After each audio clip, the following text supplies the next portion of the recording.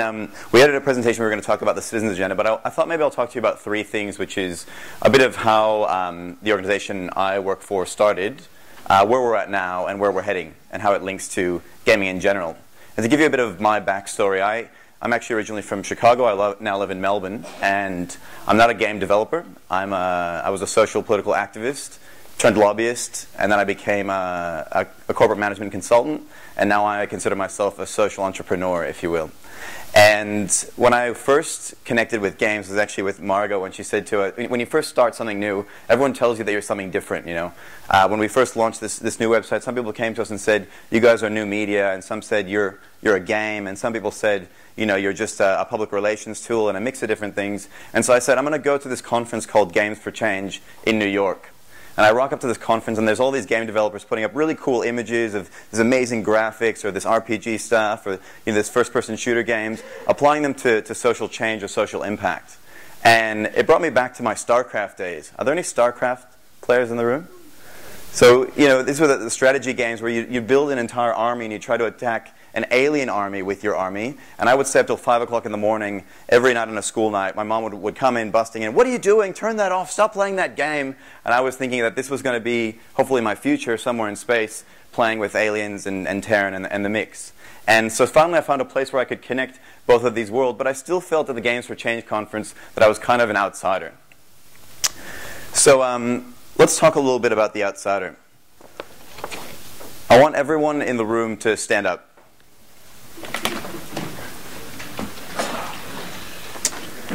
Now I want you to think about one thing. Think about one thing that burns inside of you. Maybe it's the thing that keeps you up at night. Maybe it's the thing that you want to see a politician or a corporate CEO address. It's the thing that you sleep about. Maybe it's the thing you created a game about. Think about that one thing. And when I count to 3, I want you to say that one thing out loud. 1, 2, 3. People not being able to succeed. Okay. We're going to do that one more time because I didn't hear the people in the back, and they were like, only the front people will say this, it'll be fun. So we're going to do it one more time. I want you to think about that one thing. Think about it deeply, mesmerized around it. When I count to 3, say that one thing out loud. 1, 2, 3.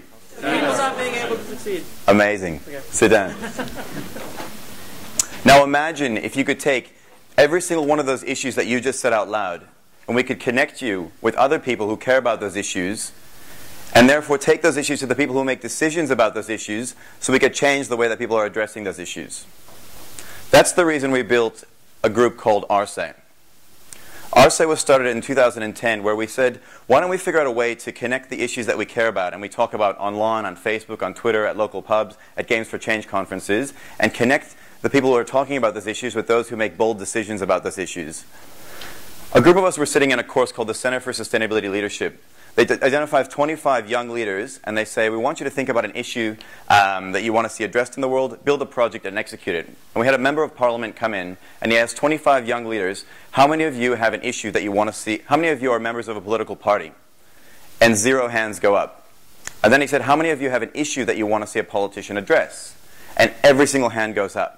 And it was at that point that we realized that the places where we talk about the issues that matter to us most, and the places where decisions about those issues are made, in corporate offices and political offices, are not speaking to each other. So why don't we build a portal where you can actually connect those two worlds? So we brought in a bunch of different people. We brought in game developers, political consultants, people who work in the corporate sphere, and we pitched the idea to them about what if we build this online portal where you could ask questions, you could vote for questions, maybe we'd give the top question askers the chance to win, to actually see their question answered.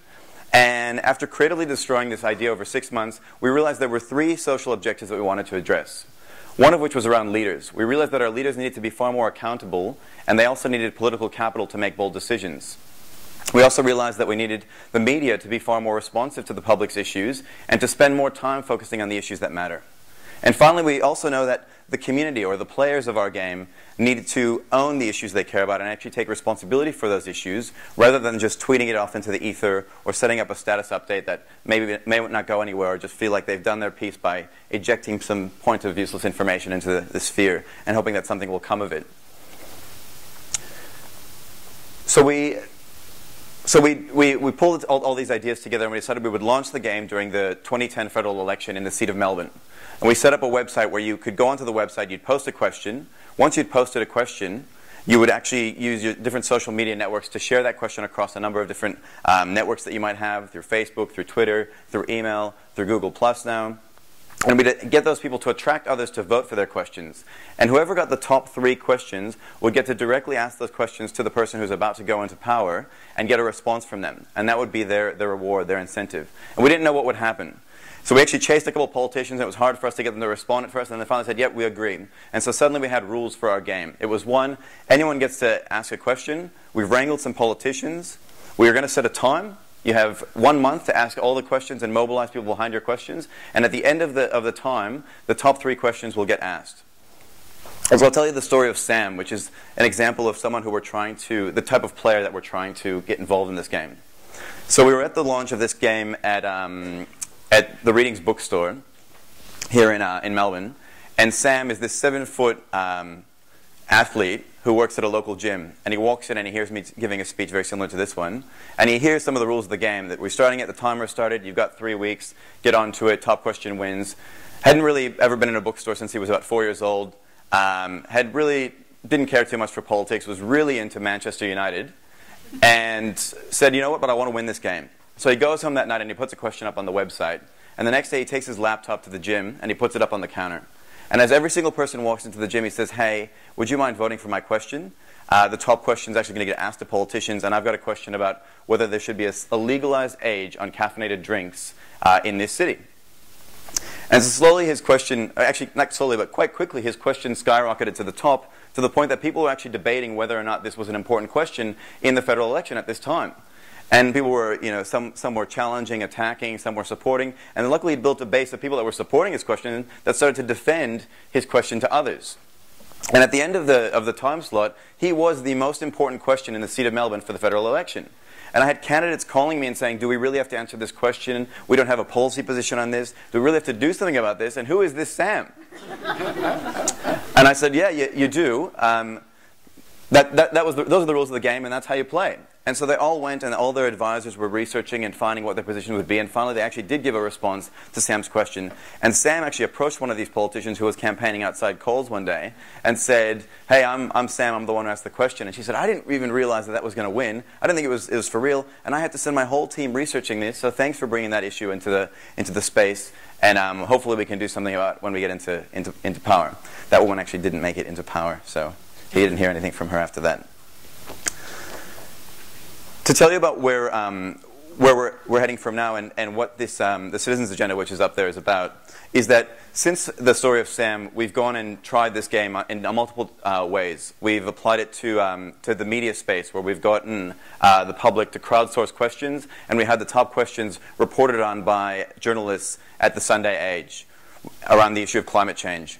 And in that particular exercise, we had someone like Andrew Bolt who got on and hijacked a particular question, and there was climate skeptics and climate believers that were all challenging each other on the website. And at the end, we got a mix of reporting, and people inside Fairfax actually turning to us and saying, we didn't know the public still cared about these issues or didn't know so much about these issues. We thought we'd already gotten beyond a lot of these issues. We also did the Google Plus Hangout with Prime Minister Julia Gillard just a few months ago, where we crowdsourced questions from the public, and the top 3 question askers got the chance to hang out with Julia Gillard on a nationally broadcast and an internationally broadcast live event where they got to interact with the nation's Prime Minister.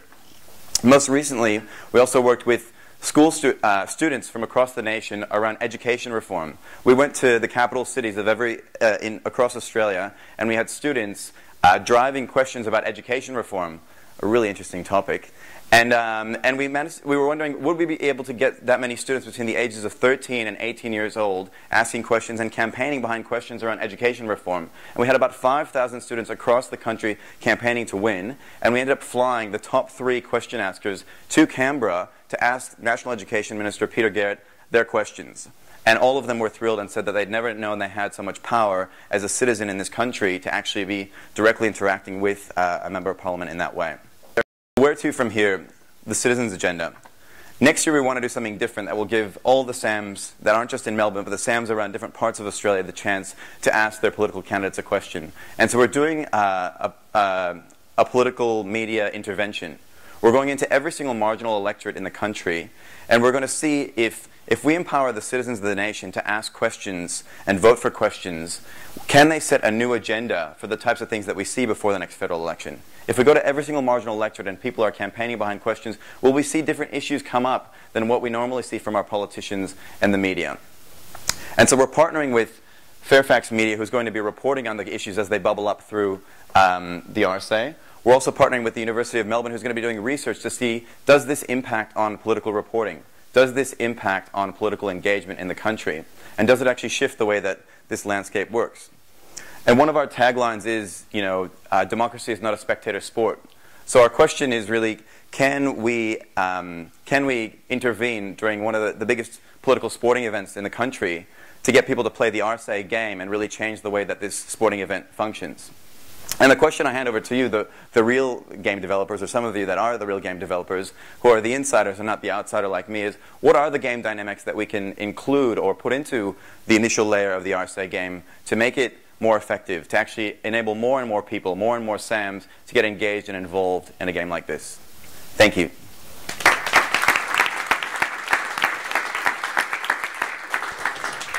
Wonderful, thank you. Questions? Yes, up the back. When you were creating this, was that actually your objective to make a game that would enable people to have this discussion? Was that what you set out to do? The initial thinking wasn't for it to be a game. It was more of just some kind of actually looking at the different components of the political media system and how do we actually make it more, how do we democratize our democracy? And as we were going through that, the ideas of gaming kept coming into the conversations we were having, and more people kept telling us, you need this, you need this, you need this. And so that's why we started going to conferences and learning about what are the different dimensions and speaking to others about how do we actually improve this to make it better. Yes. Have you found in your work using that what's happening currently within games by other kinds of vested interests? That's a great question. We have seen, so when we ran this during the Victorian state election in the seat of Brunswick, and we had 3 political candidates responding. It was Labour, Green, and an independent. And there was a question that came up actually around sporting again, which was around whether or not there should be more funding put towards the local sporting club. And there was a belief by the Green Party that the Labour Party had hijacked this question and was backing it, which was clearly a question that wasn't very linked to any political agenda. And so, to some degree, there's been assumptions of that, but we haven't seen that directly by an organized group. On the flip side, the purpose of it and the purpose of civic engagement and civic action is actually to game the system. It's to identify an issue and to attract as many people as possible around that issue. And so we're actually encouraging you to game the system and hijack it and take over. If you get greater influence around your question, you're actually performing a civic act or a political act, which is what we're trying to encourage.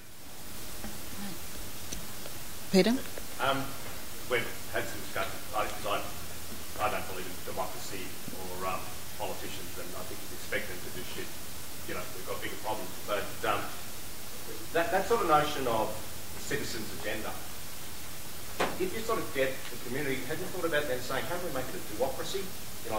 We can put pressure on politicians, but maybe if we then, rather than ask the questions and outsource it to them to worry about if they're going to do it, actually start to drive some action to almost embarrass them to say, well, I've got the questions, it gives me a bit of heat, I've got my advisors looking on it, but actually how we could take it to the next level and say, guys, how do we make this happen? We put the political heat on, but we're going to start to drive the agenda as opposed to leave it to the polls. I think that's a definite issue. In the political media system has some issues right now. We don't have a lot of trust in our politicians. We don't even have a lot of trust in our media. And so what this is doing is initially building that trust and trying to figure out other aspects of the system that still work that we need to cling to, and what are the things that we can wash away with. And so by getting our politicians in the media, and also we get corporate CEOs to do the same. We did this with Telstra's CEO and the CEO of the EPA here in Victoria. Can we get them to start to focus more on how they can rebuild that trust and what it's going to really take? But past that trust, it's going to be about actions, and actually how do we get them to take on actions, but also what are the things that come out of this that we can design within the game so that people have other things to do. Right now our game actually focuses on those who are the loud voices, or those who are very much looking to be heard. They're not very social animals. They're ones that actually just want to be at the front of the charge. And so how do we design the other layers of that to make sure that we have different types of people that want to build things or create things or do things that can service those who are looking to position the idea or the concept that they want to see changed. Eyal will be here throughout lunch.